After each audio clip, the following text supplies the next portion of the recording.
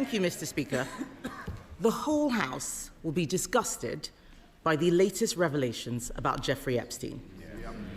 All of us want to see his victims get justice. But the political decision to appoint Epstein's close associate, Peter Mandelson, as Britain's ambassador to Washington goes to the very heart of this Prime Minister's judgment. When he made that appointment, was he aware that Mandelson had continued his friendship even after Epstein's conviction for child prostitution? Simple question. Mr. Speaker, let me start where I must with the victims of Epstein, and all of our thoughts are with them. Can I also say our thoughts are with all those who lost jobs, savings and livelihoods in the aftermath of the 2008 financial crash. To learn that there was a cabinet minister leaking sensitive information at the height of the response to the 2008 crash is beyond infuriating. And I am as angry as the public and any member of this House. Mandelson betrayed our country, our Parliament and my party.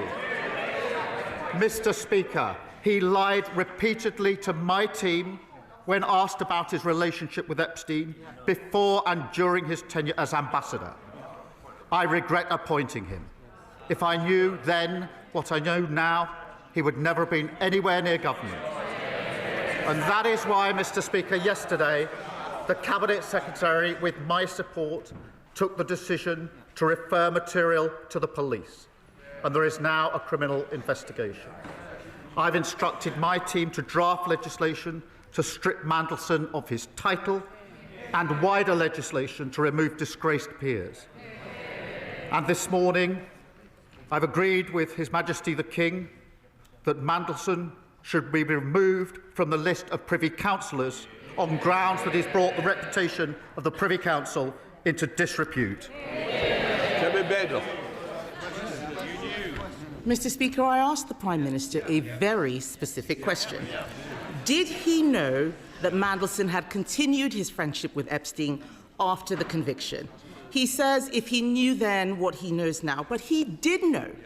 In January 2024, a journalist from the Financial Times informed the Prime Minister that Mandelson had stayed in Epstein's house even after that conviction for child prostitution. So did the Prime Minister conveniently forget this fact, or did he decide it was a risk worth taking? Prime Minister. Well, Mr. Speaker, as the House would expect, we went through a process. There was a due diligence exercise, and then there was security vetting by the security services. What was not known was the depth, the sheer depth and extent of the relationship.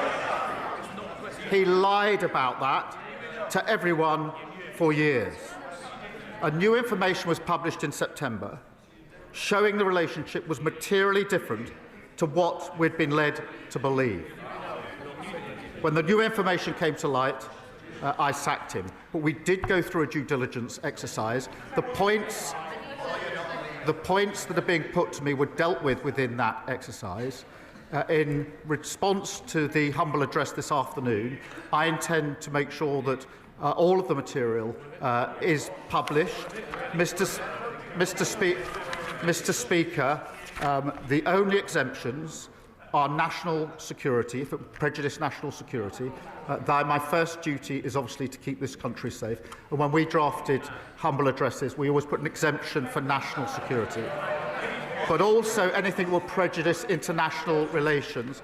Mr. Speaker, you in the House will appreciate that in the course of discussions country to country, there are very sensitive issues of security, intelligence and trade which cannot be disclosed without compromising the relationship between the two countries or a third country.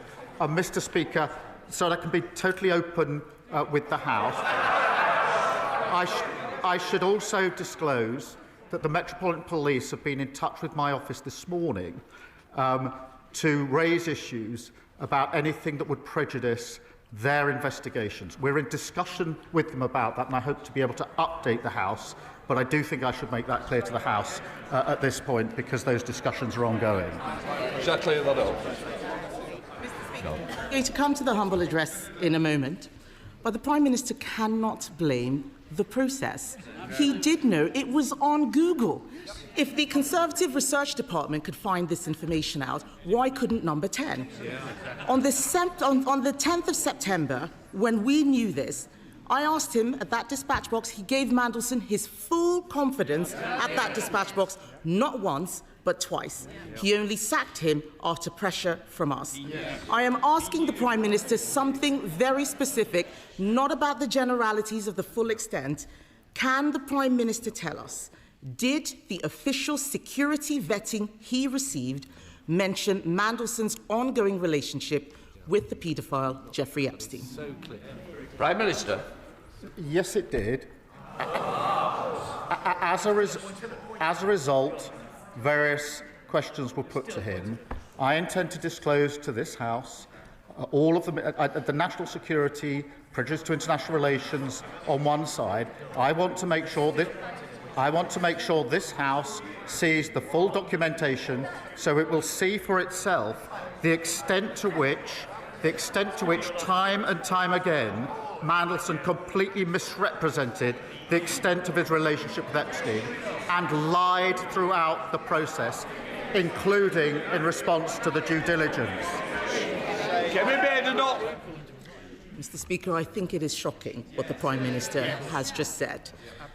How can he stand up there saying that he knew, but he just asked Peter Mandelson if the security vetting was true or false? This is a man who had been sacked from cabinet twice already for unethical behaviour.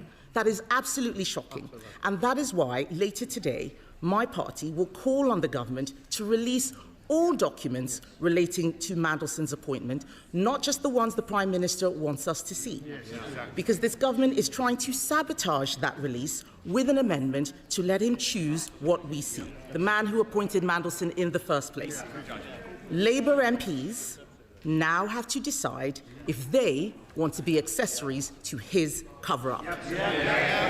Can the Prime Minister guarantee that he won't remove the whip if they refuse to vote for his whitewash amendment? Prime Minister. Mr. Speaker, the first exemption is in relation to anything that could compromise national security.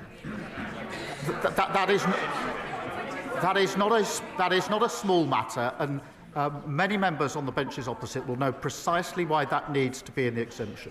When we were drafting humble addresses, when we were sitting over there, we always made sure that exemption was in, because we knew how important it was to the then government. I don't think I've seen a humble address without that in, because and just to be clear, to vote to release something that would prejudice national security is wrong in principle. The second exemption is in relation to things that would prejudice international relations. There will be discussions about security and intelligence and trade, which are highly sensitive to the two countries involved and to third countries. Well, they have to ask themselves whether they want to vote to prejudice our national security. I don't think they do. I don't think, in fairness, that they do. But can I reassure the House, Mr. Speaker?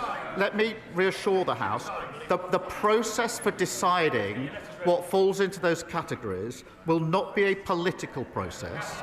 It will be led by the Cabinet Secretary, supported by government legal teams. So they will be looking at the question of prejudice. They will be making that decision. The only additional thing I just want to put before the House, because there was a discussion this morning with the Metropolitan Police, is that we are in discussions with them about any material that they're concerned will prejudice their investigation. We're at an early stage of that discussion, but I didn't want to have the House not know that that discussion is going on. Mr. Speaker, the Prime Minister is talking about national security. The national security issue was appointing Mandelson in the first place. And what he has said about the humble address is a red herring. To those Labour MPs who were not there in the last Parliament, let me tell them, humble addresses already exempt genuine national security. This is not about national security, this is about his job security. His amendment lets him withhold anything to do with international relations. But this whole appointment is to do with international relations. So if they're voting for it, they are voting for the cover-up. If the Prime Minister is serious about national security concerns, then he should ask the Intelligence and Security Committee to decide which documents should be released. Will he commit to doing so here and now? Prime Minister. Mr. Speaker, I've set out the process. It won't be a political process. It will be led by the Cabinet Secretary, supported by the government legal teams. But I'm pleased that she, I think, now accepts that at least the first exemption that we've written in to the amendment to the petition is the right amendment in relation to prejudice national security.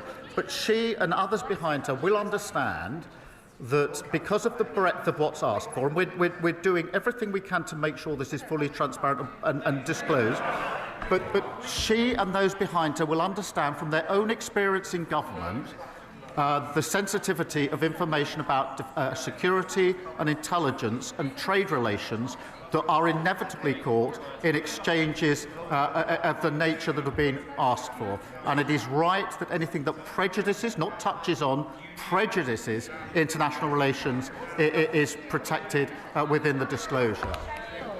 Can we not? If that was really the case, then he wouldn't mind if the ISC had a look. And let's be clear, he says the Cabinet Secretary makes it non-political, but that doesn't make it independent. What we want is an independent look. The ISC is independent. The Cabinet Secretary works for him. We know that there will be a cover-up because this implicates the Prime Minister and his Chief of Staff, Morgan McSweeney, a protege of Peter Mandelson.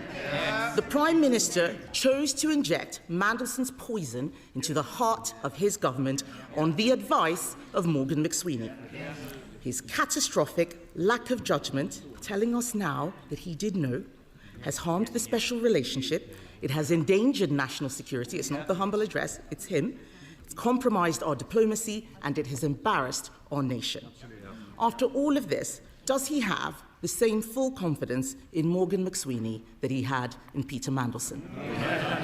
Prime Minister. Morgan McSweeney is an essential part of my team. He helped me change the Labour Party and win an election. Of course I have confidence in him. But, Mr. Speaker, whatever is slung across this dispatch box, I don't think it's right for the Cabinet Secretary to be denigrated in that way and to suggest that he would be involved in a cover-up. There's the politics that comes over the dispatch boxes, but I honestly don't think it's right to impugn the Cabinet Secretary in that way. And I suspect in their heart of hearts, many on those benches would agree.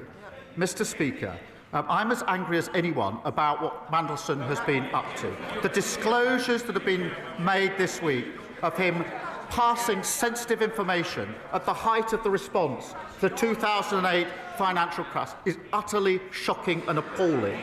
He's betrayed our country. He's lied repeatedly. He's responsible for a litany of deceit. But this moment demands not just anger, but action. And that's why we've moved quickly, referring material to the police, publishing legislation so we can remove titles from disgraced politicians, and stripping Mandelson of his Privy Councillorship. That is what the public expect, and that is what we will do. Libens.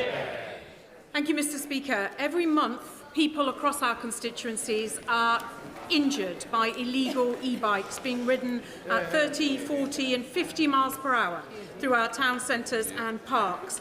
But for every illegal e-bike that the police seize and crush, another 10 hit our streets because they are too freely available to buy. That's why Cumbria's Police, Fire and Crime Commissioner and 28 other police commissioners across the UK are now backing my bill, which would ban the sale of illegal e-bikes. Will the Prime Minister set out what action the government will take to protect the public and ban the sale of these monster bikes? Prime Minister. Can I pay tribute to my honourable friend? She's a tireless campaigner to stop these antisocial, dangerous bikes terrorising communities. Our crime and policing bill means police can seize bikes without issuing a warning and destroy them. A product safety law means authorities have the powers to intervene to stop the sale of unsafe e-bikes. But I share her determination to get these bikes off our streets. Sir Ed Davey, Leader of the Liberal Democrats. Mr Speaker, can I thank you and the Prime Minister for your responses to my tribute to Jim Wallace on Monday, and urge the whole House to read the wonderful tributes made to Jim in the other place yesterday. Mr Speaker, I've been thinking how it must feel for the victims of Jeffrey Epstein and their families, hearing more and more stories of how rich, powerful men were currying favour with a paedophile sex trafficker, such as Peter Mandelson, sending government secrets to help Epstein enrich himself further. Seeing Mandelson made ambassador to the United States, even after his links to Epstein had been extensively reported by both the Financial Times and Channel 4 News. So can the Prime Minister tell us, given he now admits he knew about those links, before he gave such an important job to one of Epstein's closest friends, did he think at all about Epstein's victims? Mr Speaker, we looked at the material. There was a process. There was then, as he will understand, there was then a security vetting exercise as well. And that's why I started by saying all of our thoughts are with the victims of Epstein. He is right at the beginning of his question to express anger at the material that has recently come out in relation to sensitive information in the aftermath of the 2008 crash. And that is why yesterday, working with the Cabinet Secretary, we referred a material to the police, which has now led to the criminal investigation that is going to follow. Mr Speaker, I think the victims of Jeffrey Epstein deserved far better than that. They deserve Peter Mandelson not being appointed in the first place.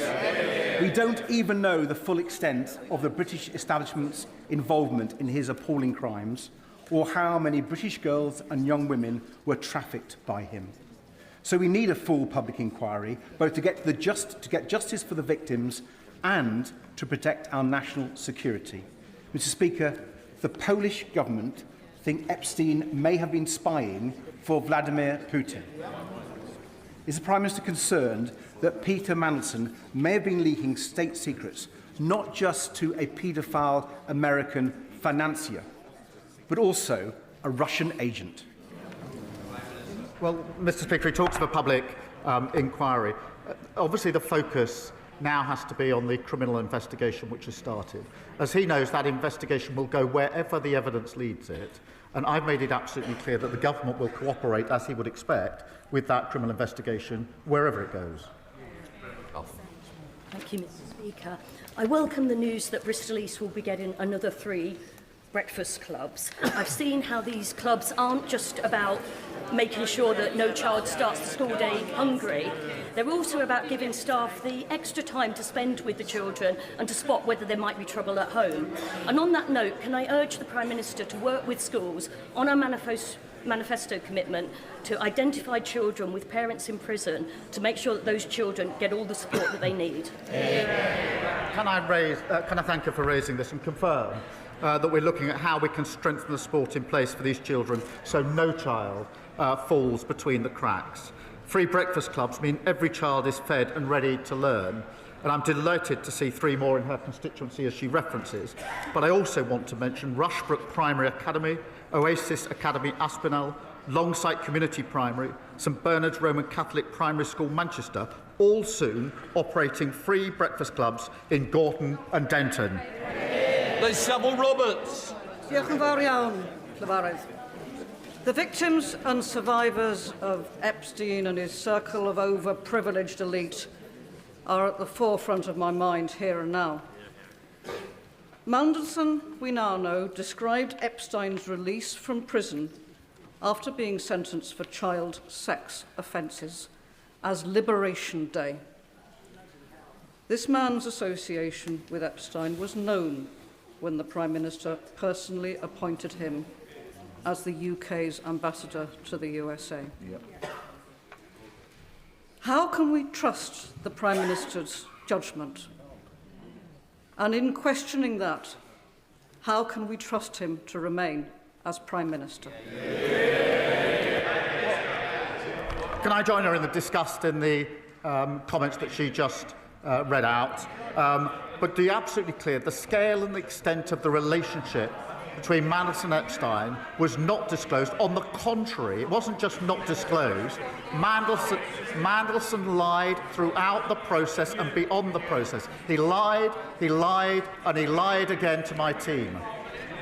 Luke Charters. Speaker, an EU agri-food deal would boost exports and cut supermarket prices. The CBI backs it, and according to Best of Britain's polling, 62% of the public do. But surprise, surprise, Reform oppose it. I thought the member for Ashfield wanted 30p food. Does the Prime Minister agree that while some opposite prefer temper tantrums with Brussels, this Labour government must build closer ties with Europe to cut the price of the weekly shop? Well, Mr. Speaker, right, the deal that we've struck with the EU means lower prices at the checkout, more choice on the shelf, and more money in people's pockets. It's good for British fishers and farmers who face less red tape, selling our world-class produce into a crucial market. It comes alongside the opportunity for young people to work, travel across Europe, the work we're doing to cut energy bills and closer work on defence. All of this is opposed by Reform and the Tories, who sold the myth, botched Brexit, and left families and businesses paying the price. Charlie Juhas. Mr. Speaker, now I'll give the Prime Minister some brief respite from Peter Mandelson. However, he will also be familiar with the name Phil Shiner, the disgraced lawyer who was struck off and convicted for repeatedly inventing vexatious cases against British troops in Iraq. So it is something of a surprise that the Prime Minister authored a chapter in Mr. Shiner's book about pursuing our veterans via the ECHR. So can I ask him specifically, was he ever instructed by Mr. Shiner's law firm, Public Interest Lawyers, to act in any legal case? Let me be absolutely clear about this. As soon as there were any allegations of wrongdoing by Phil Shiner, I've had absolutely nothing to do with him. Thank you, Mr. Speaker.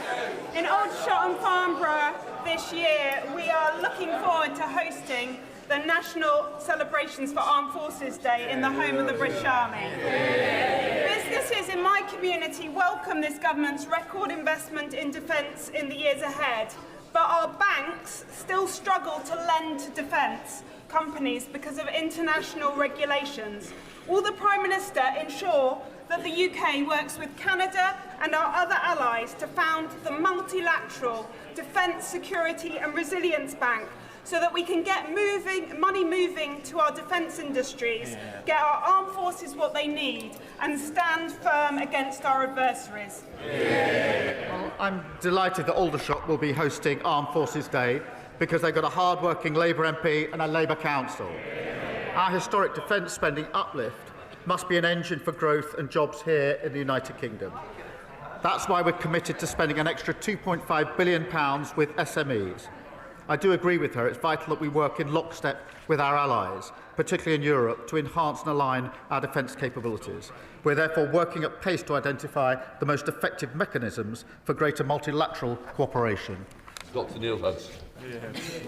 Thank you, Mr. Speaker. Prime Minister, for months our communities in Epping have been deeply distressed by the Bell Hotel reopening as an asylum hotel. My thoughts remain with the victims of the sexual assaults, including the 14-year-old Epping schoolgirl. That trauma compounded by the offender's mistaken release from prison. Weekly protests continue, some of which have become violent, with injuries to 10 brave police officers. I am very grateful to the Asylum Minister for meeting with me recently about this untenable situation. But will the Prime Minister please listen, act now, close the Bell Hotel once and for all, and help restore our town of Epping? As he knows, we are committed to ending the use of all hotels. There are now just under 200 compared to the 400 under the previous government. And where military sites are used, safety and security of local communities is our priority. Jonathan Blash. Thank you, Mr. Speaker. Hartlepool has now the third highest number of children in care in England, fuelled by Southern councils shipping families to my town, blowing a £6 million hole in our budget, a deficit that my brilliant Labour council has already halved. But there is nothing left to cut. And when percentage increases in funding mean less in Hartlepool than almost anywhere else in the country, but a child in care costs exactly the same, the fair funding settlement announced in December does not go far enough. I am fighting non-stop for a better deal for my town because I will not accept one of the poorest communities in the country being condemned to higher taxes or devastating austerity. We need support. So will the PM commit his ministers to work across government to fix this for Hartlepool? Well, it's because of strong local Labour MPs, but like my honourable friend, that towns like Hartlepool, treated as an afterthought by the party opposite, are having their future restored. We're making billions more available so that councils can properly fund social care. And we're driving down the cost of living for parents and their children, including 3 free breakfast clubs in his constituency, over 3,000 children no longer incapacitated by the 2-child limit. That's the difference a Labour government makes. Mr. Speaker, my residents are sick of being let down by Thames Water. Robert and Patricia were sent a £39,000 bill they didn't actually owe. Len and Jenny were forced to use the Portaloo for months as sewage filled their home, and parents still think twice about sending their children to swim in the river. Now, we understand a £16 billion rescue deal is soon to cross the Prime Minister's desk. Will he admit today what everyone already knows, that Thames Water is dead in the water? Any delay is pointless, and it should be allowed to be put out of its misery and rebuilt as a company for public benefit. Well, can I thank her for raising that, and I know how much and important it is for her constituents. We have taken measures in relation to strengthening oversight and the control that we have. We won't hesitate to go further, and I'll make sure she gets a meeting with the relevant minister to discuss. Thank you, Mr. Speaker. It was a privilege that weekend to join fellow North East MPs on the destroyer HMS Duncan, to meet the crew and also be briefed on the exciting plans for the innovative future of the Royal Navy. A future that should be bright, given the £10 billion frigate deal with Norway, but also a future we absolutely want our region to be part of. So would the Prime Minister agree that given the North East strengths in AI, satellite technology and advanced manufacturing, North East workers and businesses should be at the heart of the future hybrid navy? And will ministers meet us and industry leaders to put the North East at the heart of our future defence? Mr. Speaker, can I first thank the commanding officer and crew of HMS Duncan for their service, and thank my honourable friend. I remember meeting the brilliant workforce in his region, and I know the defence ministers would be delighted to do the same. Our record defence spending is supporting jobs and growth across the North East. We invested £200 million in Optric semiconductors in his constituency last year. As we increase defence spending, the North East will play a major role securing good skilled jobs for generations to come. Christine Jardine. Thank you very much, Mr. Speaker. And can I associate myself with the comments of my party leader about Lord Wallace, a man I feel I was privileged to know. But can I ask the Prime Minister, given the conversations which are taking place in this place today and up and down the country about Peter Mandelson and his involvement with the paedophile who trafficked women, and the millions of women, particularly in this country, who will have been triggered by that, given the establishment's proximity to what happened, will the Prime Minister assure that there will be support set up, helplines, and that as well as the victims, the direct victims, those indirect women who've been triggered now will be supported? Well, she's right to raise this, and obviously we'll support the police on the one hand with their investigation, but also we will press on with our work to halve violence against women and girls, which is very much about putting the support in place that is needed for all victims of violence. That is a crucial part of our work, and I hope we can work across the House in support of it. Ellen Hayes. Thank you, Mr. Speaker. I'm proud that Labour MPs voted yesterday to remove the 2-child limit and lift 400 children poverty. But child poverty cannot be eradicated while children are living in overcrowded temporary accommodation without their own bed or anywhere to do their homework. So will the Prime Minister commit to urgent and persistent action to drive down the use of temporary accommodation, ensuring that our councils, including my councils of Lambeth and Southwark, have the funding they need in the final local government finance settlement next week? Well, can I join her in the pride in voting to remove 500,000 children from poverty and lift them out of poverty after hundreds of thousands were plunged into poverty by the party opposite when they were in government. On the point she raised about temporary accommodation, she's right that every child deserves a safe, warm and secure home. We're investing a record £3.5 billion in homelessness services and £950 million in local authority housing fund to deliver better quality temporary accommodation. Mr. Speaker, how we answer SEND families' call for justice will measure who we are.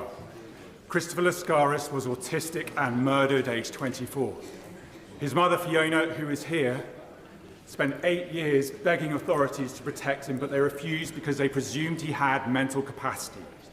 So will the Prime Minister support Christopher's law, creating a duty to assess mental capacity where it is in doubt, to save the lives of others? Can I thank him for his question and for his tireless campaigning on behalf of Christopher and Fiona, who, as he points out, is with us today. Christopher's death was a tragedy, and I agree that we owe it to Fiona. I'm glad that she's here to hear it, and other families, of course, to get this right. I can reassure him that work is underway to examine what action is necessary to prevent further tragedies like this. That comes alongside our intention to consult on the liberty protection safeguards this year, and I'll make sure that he is fully updated on as the work progresses across government, and I would ask that he make sure that Fiona and others are updated as well. Ben Goldsborough. Thank you very much, Mr. Speaker. From heat-tolerant rice trials to world-leading science at the Earlham Institute and the John Innes Centre on the Norwich Research Park, South Norfolk is helping feed the world. Will the Prime Minister secure a clear carve-out for precision breeding in any future SPS agreement with the EU so Britain can continue to lead on this field? Well, can I thank him for raising it? As negotiations are ongoing, we remain committed, he'll be pleased to know, to the Precision Breeding Act and supporting new innovative technologies. And the EU accepts there will need to be areas where we retain our own rules, and we'll always prioritise British interests as we negotiate our SPS agreement. Caroline Johnson. Mr. Speaker, as you're aware, I've been campaigning for a Lincoln Dental School for some years, and I'm pleased to be able to tell the House that thanks to the hard work of, amongst others, Professor Juster, Professor Reid and Susie McPherson, Lincoln Medical School are now in a position to take their first cohort from 2027. So can I ask the Prime Minister, will he provide the necessary funding for this cohort of students to start to help improve the oral health of people right across Lincolnshire? Well, I'm pleased to hear the news about the dental school in her constituency, and we have put in further funding in relation to dentistry. We were left with a dental desert across many parts of the country. We're fixing that problem, but I'm glad to hear the news in her constituency. Ollie Billings. Thank you, Mr. Speaker. As the Prime Minister pointed out, today is World Cancer Day. As outlined in our cancer plan, early detection and diagnosis is vital. Will the Prime Minister agree to consider the campaign by my constituent Gemma Reeves, who is a nurse at the Queen Elizabeth Queen Mother Hospital, to ensure breast cancer screening for all women over the age of 40, and meet her to discuss how such a change would save lives? Well, I'd absolutely support that, and I'll make sure she gets a meeting with the relevant minister, because early diagnosis is so important for all cancers, and we must do everything we can to ensure that our early diagnosis is the absolute norm and never the default. Final question, Suella Brabham.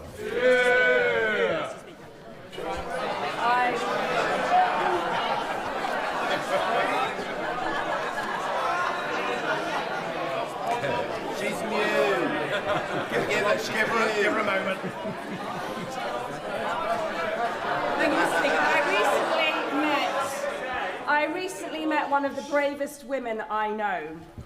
Elizabeth was 14 when she was raped in Rotherham. She is one of the survivors of the rape gangs, one of the biggest national scandals in our history. Whilst her first rapist was convicted and sentenced, Ashgar Bostan, she was subsequently, shockingly, allegedly abused by police officers serving in South Yorkshire Police. One of those officers remains on active service today. Elizabeth made complaint through Operation Linden. None of them were followed up. She rightly feels betrayed and failed by the very institution designed to protect her. Will the Prime Minister meet with Elizabeth, rape gang survivors and myself to commit that those who committed and covered up these abhorrent offences are put behind bars where they belong? Yeah. Well, I'm deeply concerned about the facts she's just outlined, and if she could give us all the details of that, I'll make sure that there is a relevant meeting and follow-up in relation to those concerns. Point of order, Sir David Davis. Thank you, Mr. Speaker. Today's debate will focus on Mandelson and his relationship with the paedophile Jeffrey Epstein. However, it will not cover his relationship with another alleged paedophile, murderer, gangster, specialist in bribery and corruption, and Putin favourite, Oleg Deripaska, a relationship that may be just as bad as that with Epstein. As European Trade Commissioner, Mandelson made decisions favouring Deripaska's company by $200 million a year. Mandelson avoided proper investigation by lying about the timing of his relationship with Deripaska. Mr. Speaker, how can we find out what investigations were carried out before Gordon Brown and his government appointed Mandelson as a minister? Do you agree this House needs to see this information? If so, how can we obtain it? Yeah. What I would say is, look, this is a very experienced member, and I know he'll pursue this through the many avenues, and I know there is a debate later in which he may wish to catch the chair's eye in order to raise these issues. These are very serious issues that he's raised, and this will be taken seriously, and I'm sure that the